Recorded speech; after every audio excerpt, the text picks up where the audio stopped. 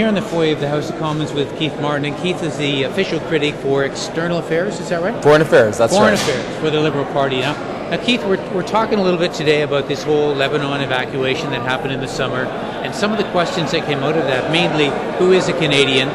What are the obligations of us to go and rescue people who are dual citizens? And what are their obligations to Canada?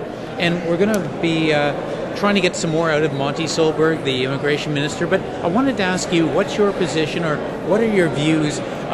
Is the dual citizenship situation today fine, or do we need to have more obligations on the part of people who then have the expectation they have privileges as Canadians? Well, I think that if you are a Canadian citizen, you have a citizenship, you are a Canadian citizen.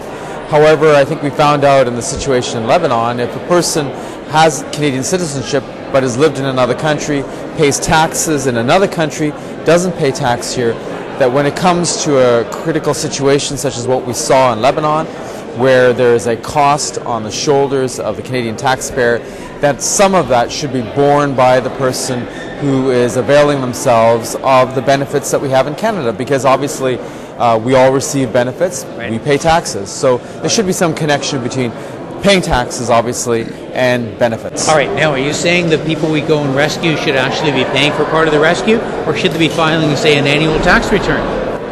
Well, I think in terms of the situation in Lebanon, that's done, a decision was made, and that has to be honored. These people are not going to pay anything. Again? But I think what needs to happen now, and I hope that Minister Solberg does this, that something is established that people know in advance that if they're living in another country, paying taxes in another country, yet they want to avail themselves of the benefits of living in Canada, that they must pay something towards that. And that goes, I think, towards a situation where somebody has to be evacuated in the future. They should bear some of that cost.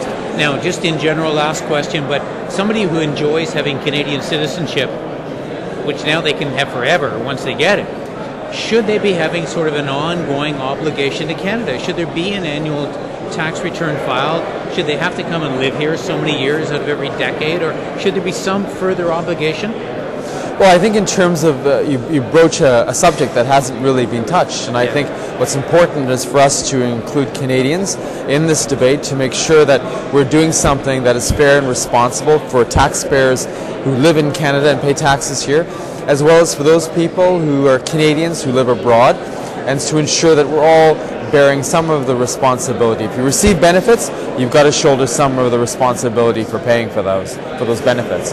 But if you have a Canadian citizenship, you are Canadian. All right, thank you, Keith Martin.